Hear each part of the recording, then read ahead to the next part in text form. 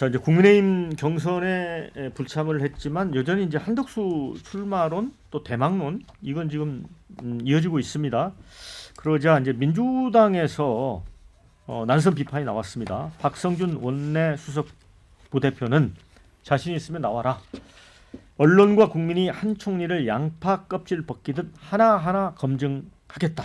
또 박찬대 원내대표는 대정부 질문에 어제 아마 한 총리가 이제 광주에 기아공장에 가서 그런가요? 불참을 했는데 국민의힘에서 추대설 솔솔 나오니까 제대로 난갑병에 걸려 국회를 무시하기로 한 것이냐.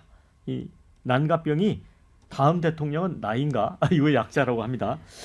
자, 박지원 의원은 차출론이든 땜빵론이든 결국은 제2의 반기문이 될 거다. 반기문 전 유엔 사무총장이 오래 못 가고 스스로 대선을 포기를 했죠. 기자회견을 열고. 자, 이제 동시에 또 한덕수 대행에게 이제 논란이 되는 부분이 대통령목 헌법재판관 지명한 것에 대한 효력정지 가처분 사건이 이제 조만간 결론이 날 것 같고, 아까 뭐 속보에 보니까 한 대행 쪽에서 뭐 답변서를 보냈다고 하네요. 자, 그런데 우선 먼저 그동안 이제 한덕수 대행의 대망론에 대해서 민주당이 이렇게 양파 껍질처럼 조목조목 아주 발가벗기겠다 이렇게 한 건 처음인 것 같습니다. 김준욱 대변인.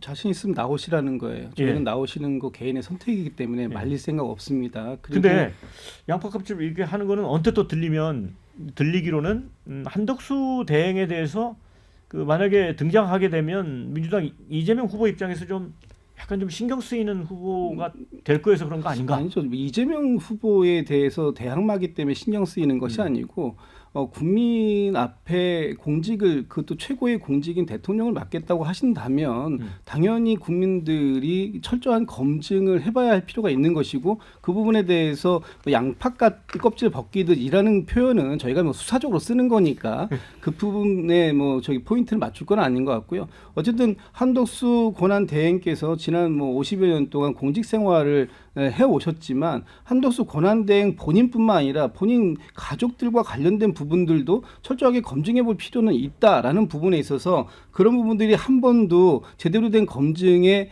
이 무대에 올라간 적이 없다라는 부분을 말씀드리는 거고, 저는 한덕수 권한대행께서 지금이라도 안 하신다라는 말씀을 솔직하게 하시면 좋을 것 같다라는 생각이 들어요. 괜히 하실 듯 안 하실 듯 애매모호한 전략적 모호성을 가지고 간만 보고 있어서 지금 한간에서는 간덕수라는 표현도 나온다고 하는데 이런 표현이 본인의 이 공직 인생에서 명예롭게 그 마지막 소임이라고 하는 지금의 권한대행직을 마무리하시는 것이 얼마나 좋은 방향이 있을 수 있는데 그걸 포기하는가라는 생각이 들고요. 좀 전에 이제 속보 관련돼서 말씀 주셔서 제가 찾아보니까 한덕수 권한대행께서 이 헌법재판소에다가 이런 의견서를 보냈다고 합니다.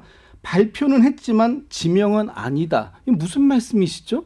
이게 본인이 지명합니다라고 명확하게 얘기를 했기 때문에 그 부분에 대해서 국회에서는 언제 인사청문 요청서가 오느냐 와도 안 받겠다라고 얘기가 나온 것이고 그 부분에 대해서 각종 헌법소원이라든지 아니면 가처분 신청이 지금 헌법재판소에 가 있는 거잖아요. 네. 그런데 나는 이건 발표만 한 거지 지명한 게 아니다라고 뭐 입장문을 밝히셨다라는 건 저는 이건 좀 명확하게 좀 이해가 안 간다는 말씀을 드리고 지금 어제 그 광주에 가셨었는데 지금 한덕수 권한대행은 권한대행일 뿐만 아니라 국무총리를 겸하고 있는 겁니다. 그렇다면 국회에서 대정부 질문을 하는데 국회에다가 이런 방구 없이 국회에 사전 양해도 구하지 않고 국회를 불참한다? 그리고 본인이 그 다른 업무를 보러 지방을 간다고 얘기하는 것, 이건 매우 잘못됐다라는 부분을 지적하는 것이고요. 네. 광주에 가셔가지고 상당히 좀 파란이 좀 있었던 것 같습니다. 그런데 제가 짧게 하나만 말씀을 드리면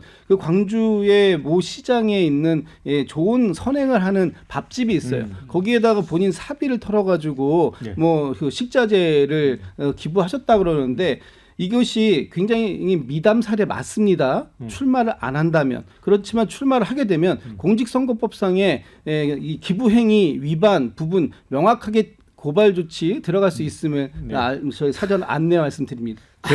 저희 프로그램에서 양파 껍질 하나가 벗겨졌습니다. 예, 그러니까 지금 그 정도로 지금 민주당에서 한덕수 권한대행에 대해서 일거수일투족 그리고 조금 미담 나오니까 바로 고발하겠다. 아 정말 두려워서 뭐 굉장히 신경을 많이 쓰는 것 같은데요. 저는 이제 왜 이렇게 두려워하는가?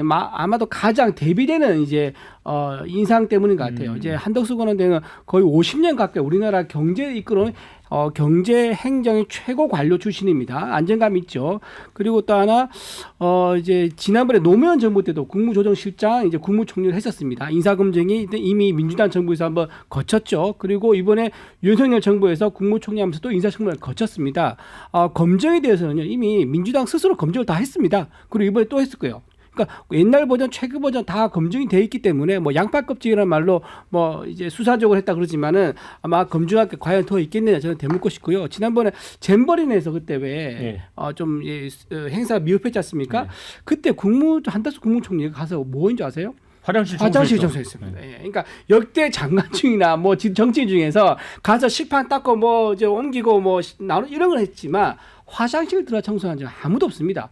예, 그런 분들이 아마 부분들이 국민들의 강한 인상을 가지고 있을 거고 이제 지금 현재는 트럼프 대통령이 직접 통화해서 30분이나 통화했을 정도로 국정 책임자라는 인상이 강하기 때문에 아마도 이제 국민이 가지는 기대감은 좀 줄지 않을 것 같다 이래 봅니다. 자, 토론을 좀 풍부하게 하기 위해서 우리 시청자들이 올려주신 댓글 좀 소개를 해드리겠습니다. 난가병 한덕수 여론조사 믿고 나왔다. 말년에 망신살 뻗친다. 이런 의견 주셨고요. 한덕수는 대선 출마는커녕 탄핵하든 뭐라든 처벌이 급하다. 이런 의견 주셨어요. 한덕수 전혀 신경 안 쓰인다. 알래스카 LNG 협상 퍼줄까 봐 걱정이 될 뿐. 이런 얘기 있습니다. 자, 호남의 심장 광주 찾은 호남 출신 한덕수. 민주당이 신경 안 쓰일 수 있을까? 이런 의견 주셨고요. 자, 이완규 함성훈 임명 빨리 취소해라. 뭐 이런 의견도 주셨습니다. 자, 우리 최영순 본장. 근데 이제 한덕수 대행이 지금 트럼프 대통령하고 이제 알래스카 LNG 협상 한다고 하잖아요. 그러니까 그거를 이제 민주당에서는 성과를 좀 내고 혹시 대선 후보로 나오지 않을까 이런 걱정도 하고 있나요?